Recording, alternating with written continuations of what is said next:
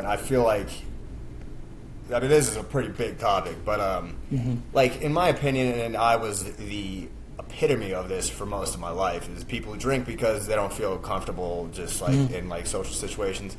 They don't feel comfortable with themselves and just their lives, so you're drinking to kind of mask that. So like to eliminate that out of your life and then start living a life that actually does feel like you feel good about it and you feel about yourself, and like you're going through and you're doing all the stuff that you used to do like while you were wasted, but you're completely like dead ass sober. Like I feel like that has been way more profound. Hey everyone, welcome back to the 1% Better Pod. I'm joined today by Dylan, who's also known as the Wellness Pirate on Threads and Instagram. Gonna be jumping in today, talking about health and wellness and some career. I'll let Dylan kick it off, just giving a quick little intro to his background and what he's working on right now. Yeah, so my name's Dylan. Just like for a career background, I went to school in Boulder at CU, which is kind of top of mind for a lot of people given Coach Prime, which I think has been a fun journey. But I studied engineering there. I moved to New York City after college, worked on Wall Street for Goldman Sachs. I did something like, some engineering work like process design and also data analytics there. Was also in a client-facing role. Eventually, I leveraged that to start a career in tech sales, where I've been for the last 19 months. First, I worked at a startup called Invoca, and now I'm at Salesforce. So, delving into that journey, which has been a good time. As for the whole wellness pirate thing, I'm kind of making my foray into social media. That's the first thing I've ever really done besides holding my own personal Instagram account, which I do have. But that's kind of been going on Twitter for 4 months, and then since the inception of Threads, which how long's it been? 2 months? 2 months, yeah. Yeah, cool, man. I'm curious, what led you to switch over to tech sales? Was that kind of the goal, or obviously I feel like that was a non-traditional way to go from hard finance into tech sales? Yeah, so I have a lot of opinions about just big finance in general, but the gist is you have to work a ton of hours, and people don't get paid nearly as much nowadays as they did in the past, before 2008 and stuff like that. So the reality is you can't make as much money as you used to be able to in the past, and you're treated in the same way that you were in the past in terms of people just being assholes to you. It's a super cutthroat environment, and it's it really kind of sucks your soul out slowly, but it will suck your soul out in my opinion. Tech has not. I mean, it just in the last decade or so, in tech sales in particular, you can make a lot of money as well, and probably just as much as most finance jobs. So that combined with the fact that in my opinion, it's more interesting, but everybody's nicer. The quality of life is 25,000 times nicer. And you combine that with the fact that the pay is pretty much the same if you're a good employee, which plenty of people can be in that type of field. It just makes a lot of sense for me to have a life, being able to appreciate your time off of work, and also have a ton of career expansion as well. Tech has been booming, and right now maybe it's not as much as it had been in the past, but there's a ton of career growth there, and there's a lot of smart people, and I just think that it's a great place to be at this moment. Yeah, I definitely agree on the work-life situation. I work in tech too. I'm a product manager. I could definitely second that. So I guess based on that, then the rumors, or I guess accepted wisdom that finance is like that, I guess from your experience it is actually true. It's not an exaggeration. Well, yeah, so the story that I tell people like this, so whenever I moved to New York, I lived with 5 other guys, and we had a 6-bedroom apartment, which is not normal in New York to begin with. Yeah. But it was weird. I came from Boulder, this guy who was from the mountains, generally pretty laid back, and I randomly lived with 3 guys from Harvard who were obviously were not necessarily like that, but so I just remember a lot of them did investment banking, and the people that work a ton of hours, those people are all doing the investment banking job at these banks, right? And those are people working 100-hour weeks. But I remember distinctly one of my roommates, he went to work at 9 a.m. and he got home at 4 a.m. for 10 days in a row because he was on some type of deal was live, and he had to put in a ton of work. But that lifestyle like doesn't even end. I mean, in your first 2 years in investment banking, that's whenever you're getting like smoked the most. But yeah, it's like very true. Like you'll sleep for 3 hours and you'll do that for 10 days in a row. Like people are getting worked to the bone. And I mean, it's not necessarily that bad in like trading or sales or like any of these other like typical like finance roles that aren't banking, but the hierarchy and the fact that like you have to like really suck up to like your managers and stuff like that stuff is still very alive and well. And just whenever like just in my experience in tech, like it's more of a level playing field. Nobody's gonna like haze you, you know, and like that's still so alive and well. And I don't know if eventually it's gonna, you know, that's gonna end, and maybe it will, but like it's just, you know, it's that culture. It's the same, but it's maybe not as bad as it might have been like 20 years ago. Where, you know, there was also the money backing it, so it was like all these people were like raking in and could, I guess, to some people like be assholes, but it's just not really like that anymore in my opinion. So that's my take. No, I have a lot of friends that work in finance. It seems like that's still the status quo for a lot of places. I'm curious, so obviously you did kind of a decent career pivot there. What was your experience kind of navigating your career up to this point from college till now, and you know, some lessons you took away from that?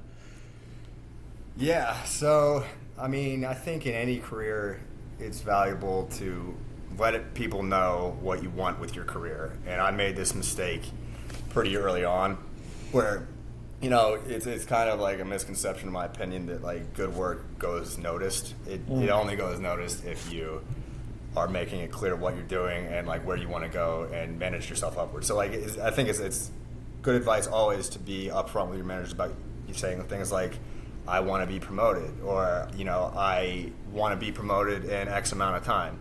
Like that stuff goes a long way to just having them be able to help you out, and like, you know, everybody's clear on, you know, where you stand. If you don't do that, then you could end up in careers that you don't even want, or, you know, just being a yes man like doesn't really work all the time.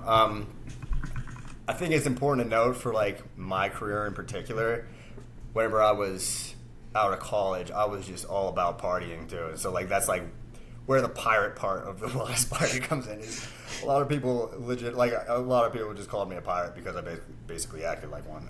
And if you, I don't know, like later in my life or nowadays, like I'm way more focused on career, and I just think it pays a lot of dividends to know what you want to do in your career early on and actually work at it instead of, you know, messing around with nightlife all nights when you're not supposed to be doing so, like me. But and that's the other thing. Like some people that I'm like really jealous of is like those people who spend the time in like college or like early on in their lives really defining what they want in their life and like deciding what that is instead of just taking some job and being like, you know, going forward with it. The people that know what they want and really work hard at it early on and get in that career early on are so far ahead by the time that they're 30 years old. And like, I mean, I made a massive career change when I'm 30, and then there's people my age who are already like, you know, making like $1 million a year, like, you know, and just because they started off right out of college doing what they wanted and working at it. So I feel like being clear in your own mind about what you want and really going after it is something that's big. Yeah.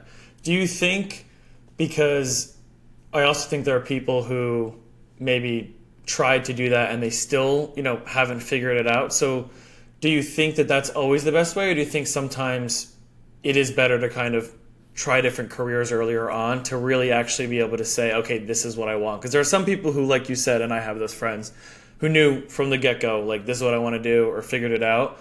But like myself, I've changed careers like a couple times. Now I landed where I wanted to be, but at the beginning, if I didn't take those other jobs, I would have never wound up where I am now. You know, what are some of your thoughts on that? I mean, yeah, that's totally true. And like seeing a diversity like earlier in your life to figure out what you like and what you don't like is huge. I guess what I was like, the people that do know what they want to start, I guess, are lucky, is what I was trying to say. Yeah. Like, you know, skilled at like doing that. But yeah, I mean, the reality is that's not the case for most people. And yeah, like going through life's trials and tribulations is the only way to figure out what's really for you. And that's something I think that is important to note too in this is like, yeah, you mentioned that like you had, you know, a whole career, or you moved around a lot, and like the same with me at this point as well. And like, I mean, I'm 31, and like I feel like I feel like I'm brand new right now. You know, when I was 25, I felt older than I do now, because like at this point, like I don't know, just like a brand new outlook on life, just like starting a new industry. So like, yeah, it's never too late. Probably is what I'm trying to say. Yeah.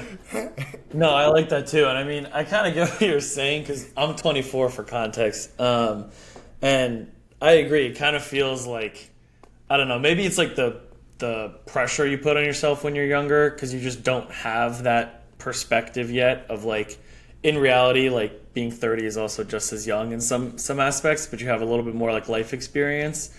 So yeah, I definitely think that's probably an important perspective. I'm kind of curious how, like, obviously Wellness Pirate, do you want to touch on kind of like what your vision is there and kind of what has led you to start like posting those types of things on social media? Yeah, so I mean, I kind of alluded to it earlier, but living life, like, I did not live a healthy life until like basically up until like a year and a half, 2 years ago.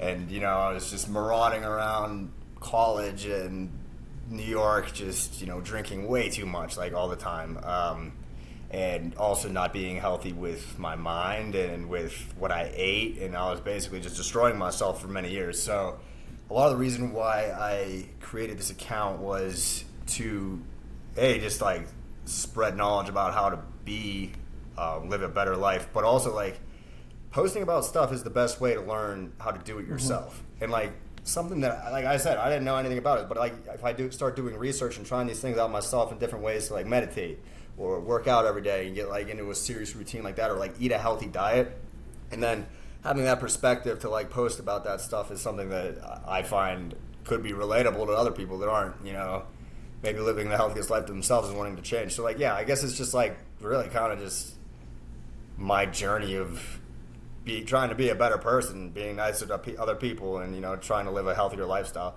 But like a lot of it is, in kind of back to what I was saying about like posting things and living that life is the best way to like teach yourself about it.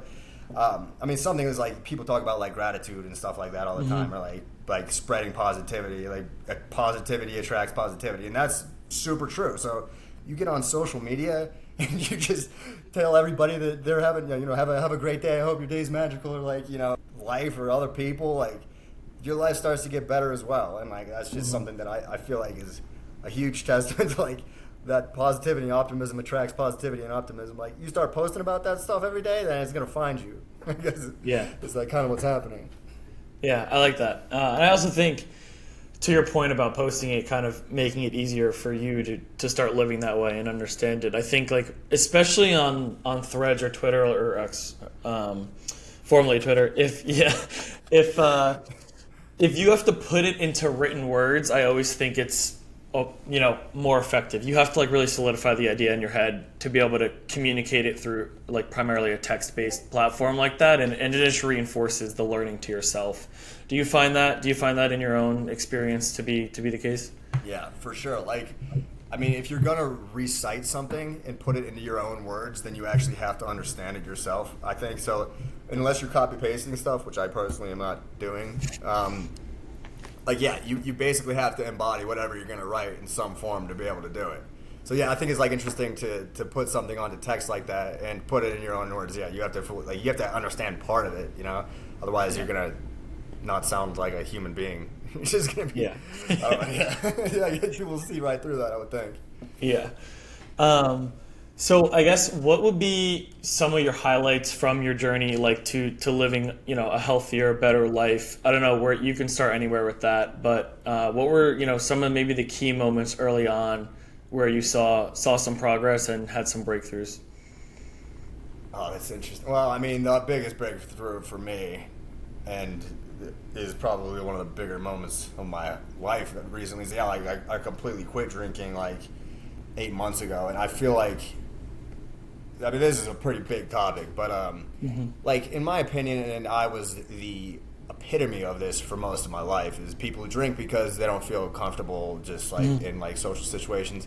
They don't feel comfortable with themselves and just, you know, their lives, so you're drinking to kind of mask that. So like to eliminate that out of your life and then start living a life that actually does feel like you feel good about it and you feel about yourself, and like you're going through and you're doing all the stuff that you used to do like while you were wasted, but you're completely like dead ass sober. Like I feel like that has been way more profound. Like the amount of stuff that you go through and like remembering everything and being like totally on point with these conversations and stuff, like it's crazy the difference in your perspective on life and in general is. And I think that's obviously like the most healthy thing for me is like just really, I mean, I would not say I'm like fully at peace with myself, because I mean, I'm not. I feel like that's like a full-on life journey, and you got to be like a monk to actually find that. But like, I mean, I've made massive strides like to like actually feeling like that, and like you can't really do that if you're like drunk all the time. I guess is like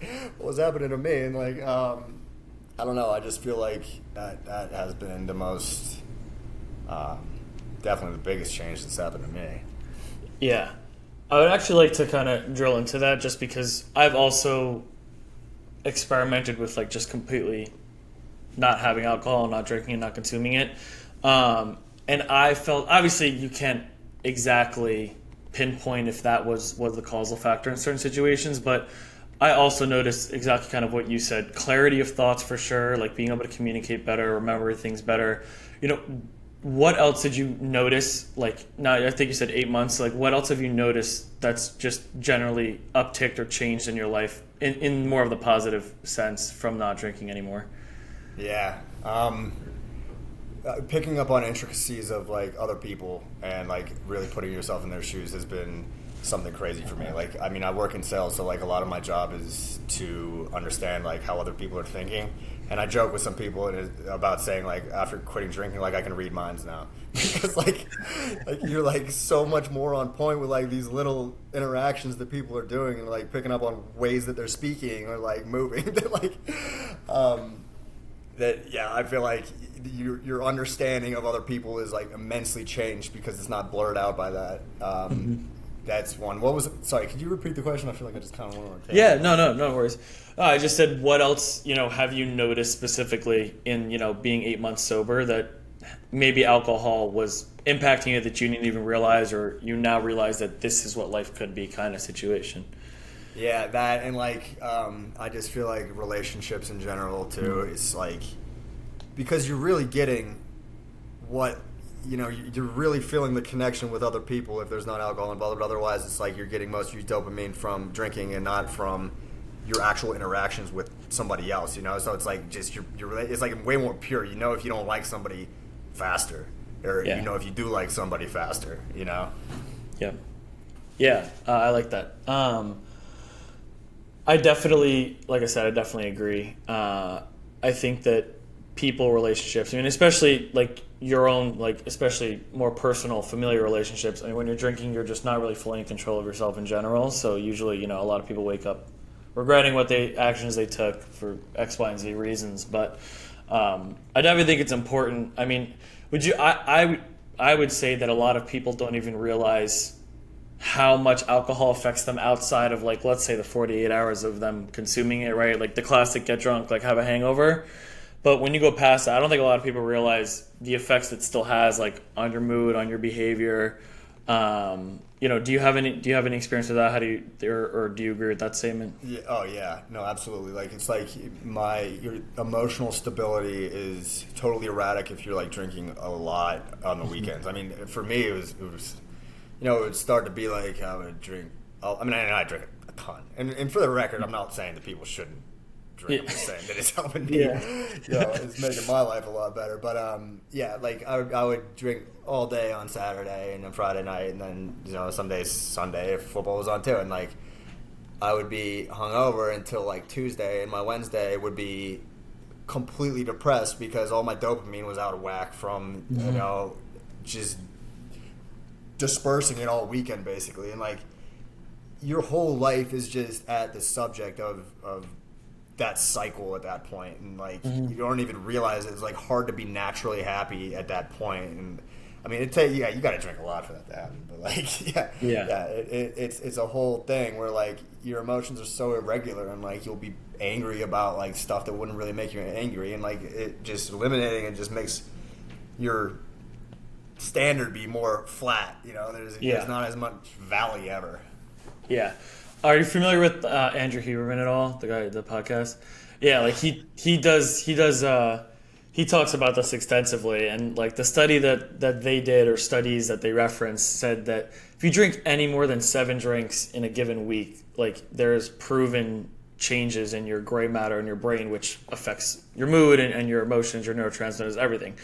And what's crazy, again, is quantifying that for a lot of people. I mean, I know in college that was like, that was a single night. Forget about a week. I mean, that's like, and I would even say for especially Americans, like New York lifestyle, that is probably like an obscenely low number for a given week. So, I mean, yeah, if anyone's interested, like I'll link down to the studies and the podcast down below, but I mean, it's proven more than 7 drinks and there's long-term and short-term changes to your brain that happen when you consume that much. I would love to kind of get into more of like, I guess now how you maintain a healthy lifestyle, some maybe daily practices or some habits that you started to cultivate that you think have been paying off like big time. Yeah, so just kind of recently I've been starting to get like way more regimented with my life in terms of like meal prepping and like making sure that you get like all the right nutrients. Like I don't think I would suggest this for everybody else, but like I could eat the same thing 40 meals in a row. I don't care. Like for me, if I just get like the right amount of nutrients and I put them in a box, and I don't have to worry about it, and I can eat the same thing for dinner like 4 nights in a row from Monday through Thursday, which is what I'm starting to do. Like that takes a lot of guesswork out, and also just like standards. It takes a lot of anxiety about thinking, how you're gonna do something. But like doing that, and also putting together a workout routine that is like very specific is something that I started doing as well. So like Monday through Thursday I lift, and then I can eat whatever, I can do whatever on the weekends or Friday, Saturday, Sunday. But putting together like the lifts that I'm gonna do on those days has been like something as well. They just like create like a regimen, and like I don't know, I find that after I started doing that, the rest of my days have been just a breeze and like really low stress, because I pretty much know what I'm gonna do for like a lot of the hours out of the day. Obviously this is way harder if you have like families and stuff like that, but I don't know, just like creating some type of schedule, and like the sleep stuff that you get from like scheduling your life out a bit is like super great for me. I don't know, I feel like that's something I do post about a lot, is putting yourself on a sleep schedule. Like it's crazy how much happier you get if you like actually sleep at the same time every night. And it sucks to get there, but if you can get there, then it's like it's something that's pretty good. Yeah. There's a lot I actually want to unpack there. The first, you mentioned like taking the choice out, like removing some anxiety around like cooking and thinking about it. For me, that's something that I think is huge. I do that a lot in my own life, is like if I have a ton of choices to make a day, whether it's what I'm going to do, what I'm going to cook, what I'm going to clean, like kind of like you said, it can kind of get away from you, and I think it makes it even harder to do those things to begin with.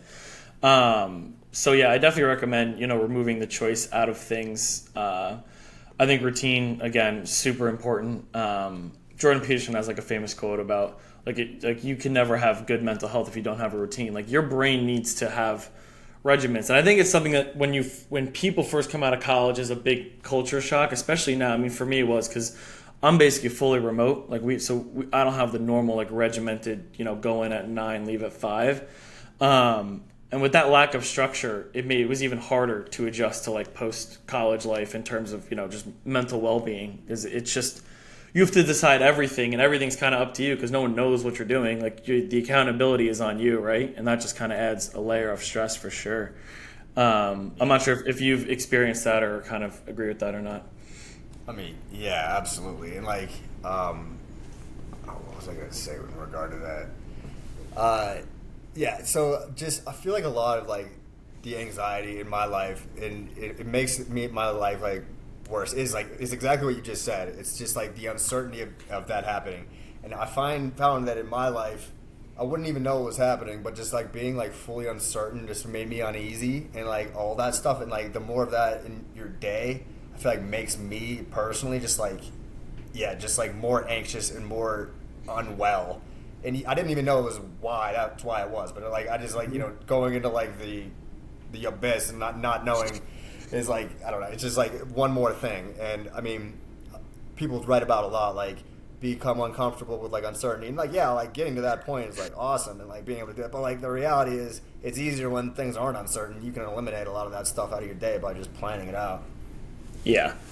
Yeah. I mean, I think like that be comfortable with uncertainty is like do that like for your big idea things, but like your day to day, you should eliminate as much randomness from your day to day as possible. I think. I just think you'll be happier, you'll be more focused. There's just less to stress about because like there is also a thing of decision fatigue. Like when we wake up, we have a certain amount of energy our brain's going to expend, and if you spend it stressing about all these decisions that could have just very easily been predetermined, you'll have a lot more. You'll probably just feel better. And to your point, sleep is another big one. I'm still working on that. That's probably an area I still struggle with.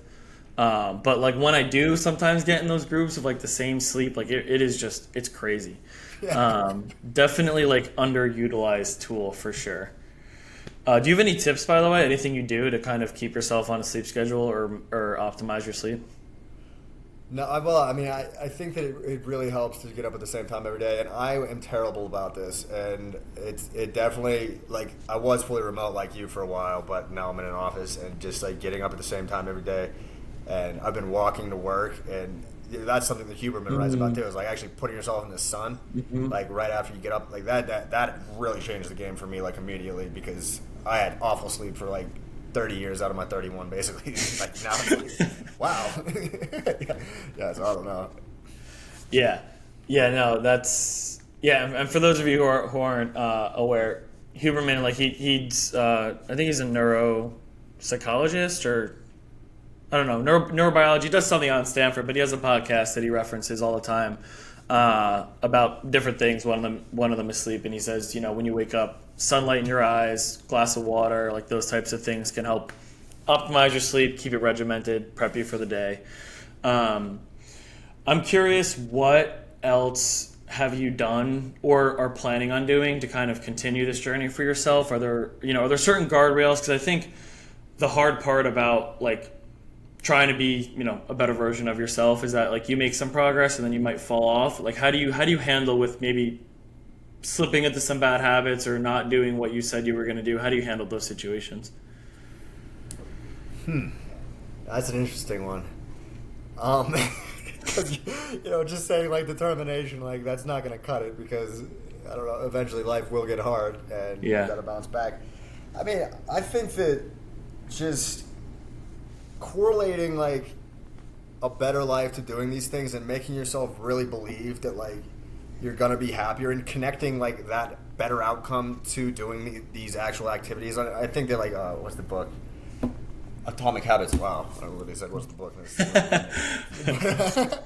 But it's basically like about attaching like these habits to an outcome, and at least I think I haven't read that in a while.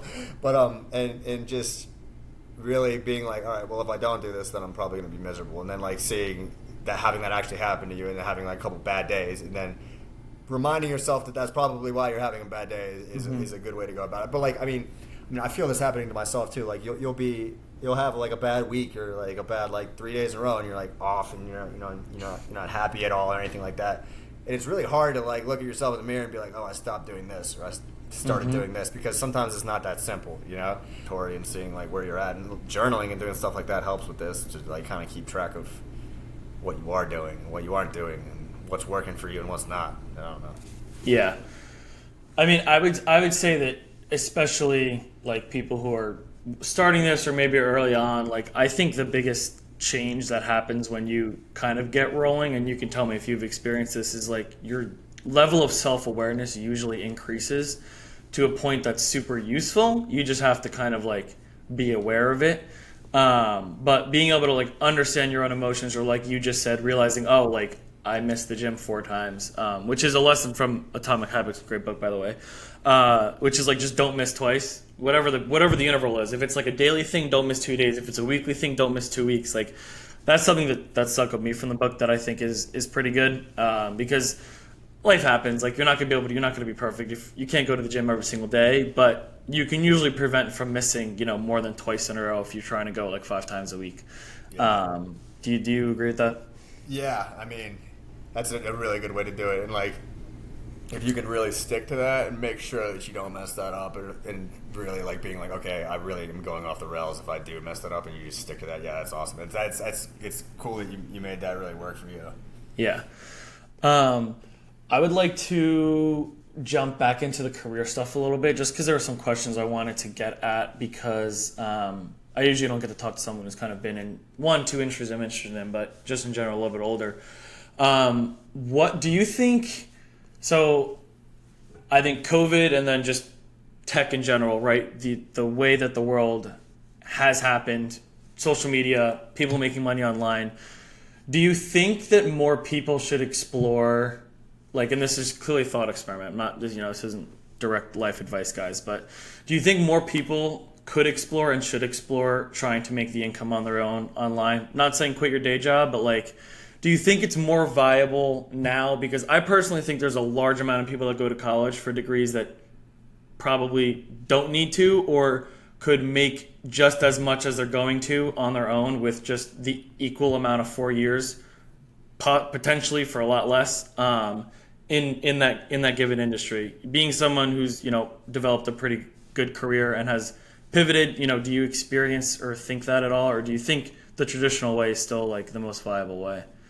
I mean, I think that experimenting with it is super important. Like, mostly because, I mean, social media is way more prevalent, and like the whole digital age is like way bigger now than anything in the past. So people talk about these traditional paths, and like, yeah, that works, and like that was the only thing to do. But like the fact of the matter is everybody's on the internet now, and like that's not how it was in the past. So like, I don't have any idea like what everything's going to look like in like 5 years, but like having some type of presence online, I feel like can be totally valuable, and that's another reason, a big reason why I started posting every day. Is like to a lot of time just building like some presence. All it takes is time, and like just starting to do anything, can like pay off pretty big probably down the road just by having some consistency. But like, I have learned so much about the world and marketing and sales just by like starting this journey at all, and seeing the different types of personas online and learning about who reacts to what at which time, and like, creating stuff that other people like might resonate with. And that's an experience that I feel like would be valuable for any entrepreneur at all. And like, yeah, I think it's just such like it's not even a new thing anymore, because like I guess like people have been famous and posting on social media for years now, but like it's kind of is new, because I never really did that. And I guess like you were saying, I kind of am older, and most people my age like have never even thought about this type of thing, and like the younger ages like you, like I'm sure it's like a bigger thing. But yeah, going into that, I mean, I think like, I don't know, having any following at all, you can do a lot with it, but like not having anything, like there's a billion different avenues you could explore for like having some type of influence on the world. And like you talked about other people having like different majors that don't necessarily like have like very cut and dry career paths. Like, it's so much more important for them, because like they're learning these like intricate like special things that they can like share with the world, right? And like without any type of like social media following, then you're kind of just, you don't have that platform. But you can be like super influential and like spread whatever you think about whatever you want, if you do like take the time to actually build something. And I think that's my thought. Yeah. No, I mean, I totally agree. And I think this is kind of a realization I had more recently, because obviously like something that I struggle with, and I'm sure other people who are trying to build on social media or just creators in general, is the feeling of like I'm too late, because like why would someone listen to me over that? But I mean, the way that I've started to think about it is like two things. One, like let's say, I don't know, like probably if you're 40 and older, like just social media just wasn't even a thing when you were a kid, like at all. Like in your 30s, probably like Facebook was probably around like when you were younger. Like there's a huge chunk of the population that is never, like, people aren't going to get reverse onboarded to this stuff, right? Like there's a huge chunk of the population that's just not consuming. But as our generation gets older and the kids who are below us get older, like a more significant chunk of the population is going to be consuming content the same way we do, or if not even more distributed online, right? So that's like one way I look at it. Another way is, and I don't know if you've noticed this on Threads, because this has been a huge eye-opener for me, is how like echo chambered I think like the US and the West has been on social media, because I'm 99% sure, I have to double check, but I'm 99% sure when Threads came out, it was the US and India that got it first. And I've noticed a huge chunk of like my following and people who interact are from a different country than the US or like Central Europe, like the regular people you see online. Which I think has been pretty cool, because to them, everyone's like a completely new face. It's not the traditional big faces that you're used to seeing on traditional social media. I don't know if you agree with that or have noticed that as well, but I definitely have. Yeah, yeah, and I mean that's like, I think that you're right in that like this might be like specific to Threads. Like, the feeling that you get from all of these different cultures and just like seeing like what they post about, like when they do, it's like it's crazy to see like all of these different countries like kind of like in the same place, because like, yeah, you see everybody on your Threads feed. It's not all American influencers. So like, yeah, I think that's like actually been pretty cool. Is like see this like culture clash of like different methodologies and different like just like what people post about. Like you kind of like pinpoint that to a country sometimes, and like, yeah, it's like it's cool seeing all of that. Whereas my Instagram is Americans from like almost pretty much all of it. But, yeah. And obviously you mentioned, and I definitely agree, like you get a mini psychology and marketing degree by trying to grow on social media, because I mean, first of all, the amount of data you get just on people's behavior is insane, and then you really can go down the rabbit hole. For anyone who's not aware, like marketing is very like psychology driven, and it's, you would be surprised how granular some of these strategies can get. But I'm curious, do you have like entrepreneurship goals in the future? Obviously right now you're working in tech sales, but do you have a vision for eventually going out on your own, or do you kind of want to do more of like a hybrid, have your 9 to 5, but maybe have, a side business or a side project that you're constantly working on? Yeah. Yes. So this kind of goes back to like the two reasons I started this was to basically learn about living a better life and spreading that to other people, but also because like kind of what I was saying, like if you just get started and you just like are consistent with it every day and you eventually build a following, like there's a lot you can do with that. So like the only thing that I knew about what I wanted to do was put myself in a position to have a choice and to have a chance like to possibly do something like that down the line. So I don't have really any idea where I want it to go. I would love the idea of like having like a supplemental like just some type of like income. And I don't know how that would come. Maybe and I have a lot of opinions on where Threads will be in like 2 years, but when we can get to that. But yeah, like I like my job and I like this industry, and I'm by no means trying to like quit it right now. And I think there's a lot that I can do just in tech sales, and sales in general is like very interesting to me and something I'm just trying to learn a lot about it. So I'm not trying to quit that immediately, but like having the position to have some type of supplemental income, or just like having a platform for something down the line, I think is like something that's exciting. Yeah. Let's jump into tech industry in general, I guess. And you just mentioned you have a lot of ideas of where Threads will be. I'm curious because it's something that I think about a lot. I just think about where social media platforms will be in general in 2 years, but specifically would love to hear your thoughts on where you think Threads is going to go, what Big Zuck is going to be up to. Yeah. So, in my opinion, I just don't see any world in which it loses. Like, at this point, it's not even allowed in the EU, right? It's like it's still banned there, I'm pretty sure, unless something changed. I didn't hear about it. But that's one. So they'll probably get through that eventually. Why is it banned in the EU? Sorry to interrupt. Do you know? I think it was like some type of privacy concerns, or okay. I actually don't have any idea, and I shouldn't be spreading falsehoods to the world. No, I'm gonna pull it up right now. Regulatory uncertainty about how Apple used personal data. So it's still, because obviously GDPR is huge in Europe. There are a lot of consumer privacy laws which are good, and obviously there's been some concerns about how Meta uses their data. But yeah, so that's why it's not released yet. There you go. But that's one thing, and I mean the big thing to me is that this happened before with stories and Snapchat. And I was like, oh, they're just making a cutoff of this. It's going to die. It did not die. It's happening again with TikTok and Reels. Oh, they're just copycatting it. It's not going to be around. It's still around. It is growing. So why does anybody think that this is going to be different with Threads? I don't know. Like it's dead. And I mean the other big point around that is he's not even they're not even trying to market it yet. You know, there's like he's come out and said like we don't even want to drive usership adoption yet. So like why anybody thinks that there's any type of downward curve coming for Threads are out of their mind, in my opinion. Like Meta does this and they do it all the time. So like why do people think it's going to go down is beyond me. So the question that remains is what's going to happen? How big could it be? And I mean, for me, I don't know. I think there's no chance it's going to be smaller.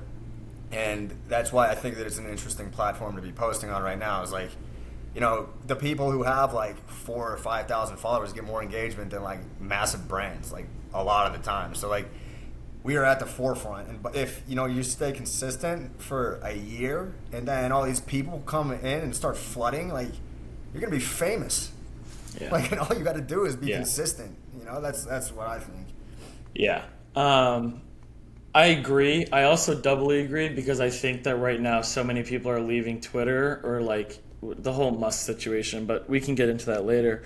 I mean, I just think Meta is doing exactly what Microsoft did, and I'm sure you have opinions about what I'm about to say, but like Microsoft, especially surrounding Teams, when people went remote, right? Like there were all these better products, Zoom for online conferencing, Slack for comms, and everyone was like, oh, this is going to kill Microsoft, this is going to kill them, blah, blah, blah.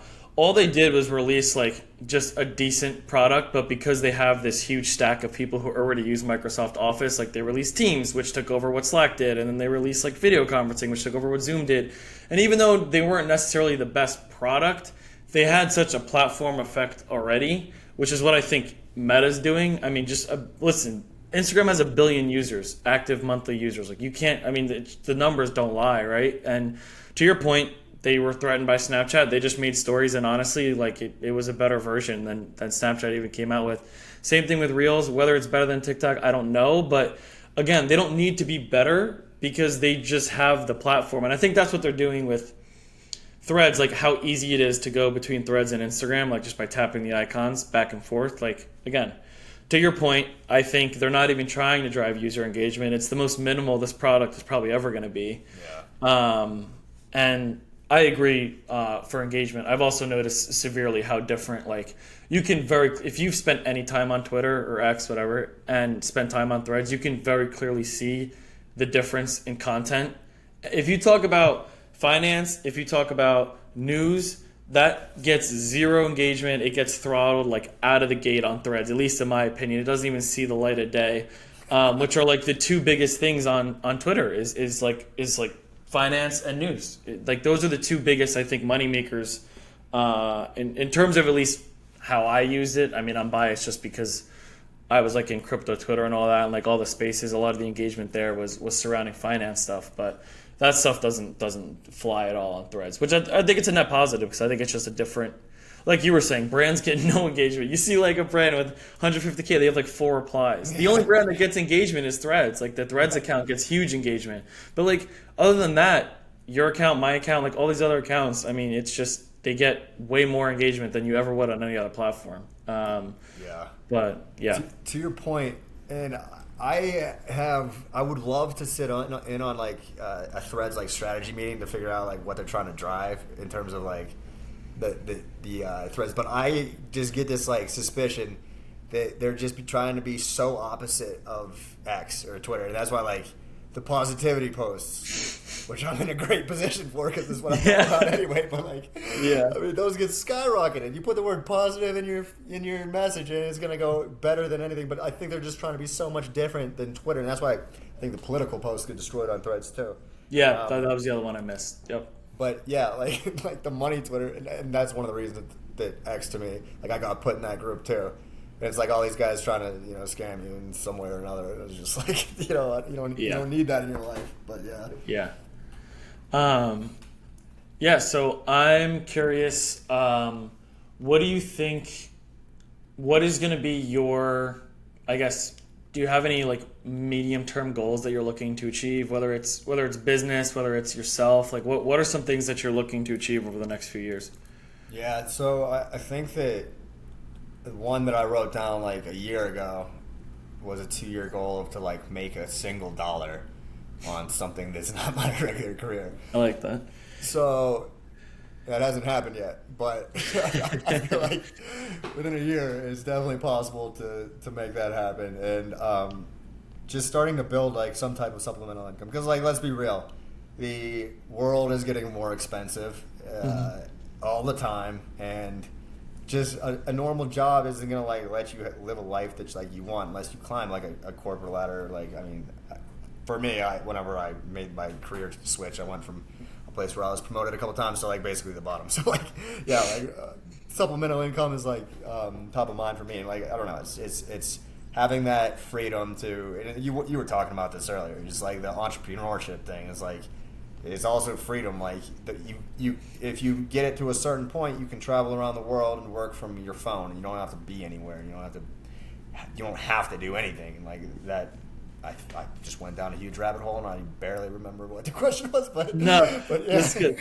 That was good, and I'm gonna take this to say like to the audience. I agree with everything Dylan just said. I just think it's important in this age. Just don't limit yourself to what our parents did and what their parents did. Like they did not have anything we have, and they can't even understand it to a degree. Like create something online. Just do something. I think it's worth, to your point. Just it could. Best case scenario winds up with supplemental income. Worst case scenario, you probably built something decently cool and got to share it with some people. Like there's pretty limited downside, in my opinion, for doing what both of us are doing. And many of us and many others have made a lot of money doing this. They're just ahead. They did it before, they did it earlier, whatever. The proof of concept is there, right? You don't even have to worry about that. Like it can be done. It's just actually doing it.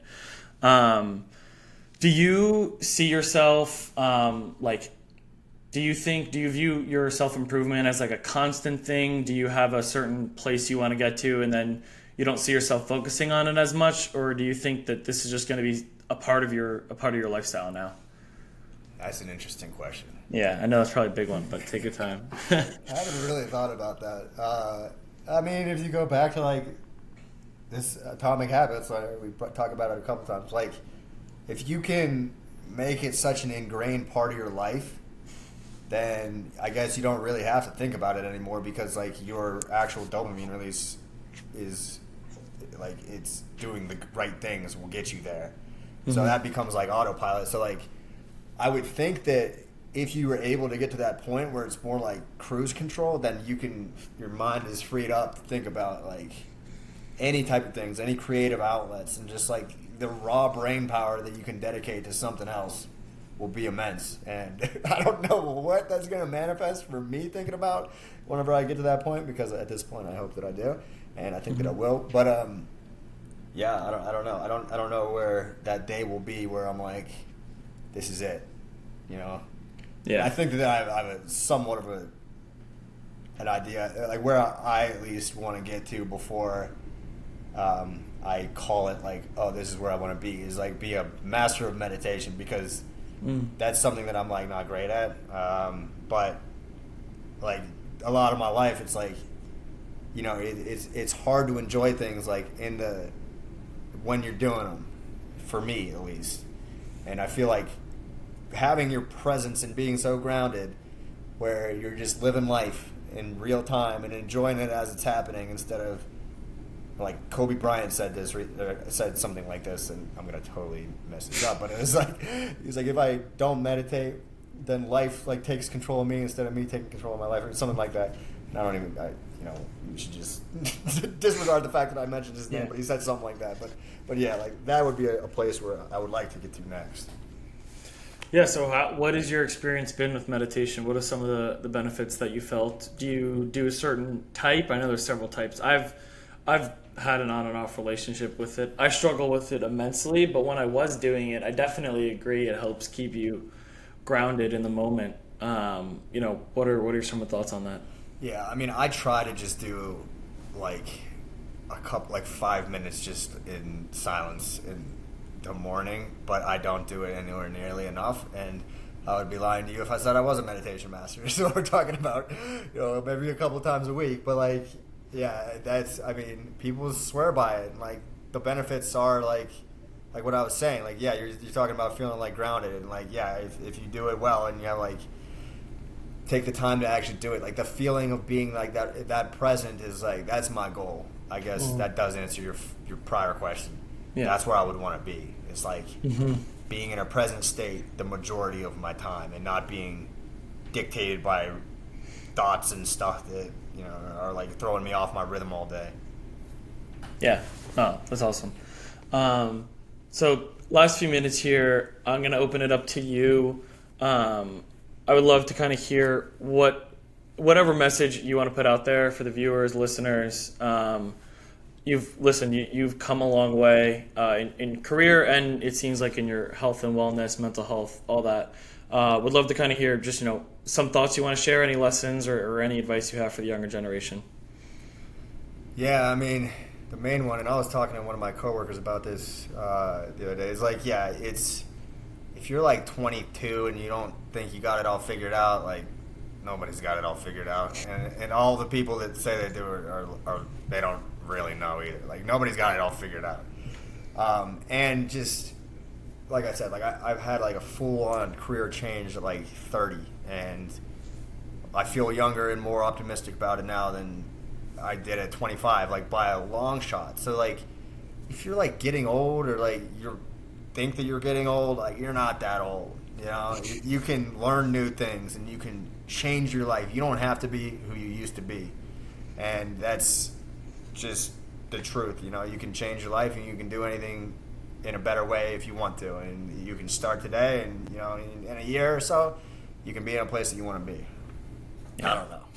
Yeah. No, that was great. I mean, that reminds me of two things. The one is more of like a joke, but that's like the Gary Vee joke of, someone could come up to him at like 70 and he'd be like, nah, you're still young. Like you can still do it. It's like, but no, totally true. I mean, who am I to really say? I'm the young kid who still thinks I'm getting old, but, I've been told that when you get, in your 30s, you still realize how young you actually are. And the other thing that I would add on that is people often overestimate what they can accomplish in a year and underestimate what they can accomplish in 10, which I think is a pretty powerful framing for that, to your point as well. You never realize how much you can do or where you're going to be, even in a year. A lot can change, especially when you get out of your head, I think, which is a big one. But Dylan, thank you so much for coming on. It was a great conversation, and we'll definitely have to do this again sometime. Yeah, thanks for having me. That was definitely enjoyable. I had no idea what to expect out of doing something like this, and I thought it was a good time. So yeah. Thanks for having me. Yeah, of course. Dylan's socials will be linked down below. You'll be able to find him there on Instagram and Threads. So check his stuff out there.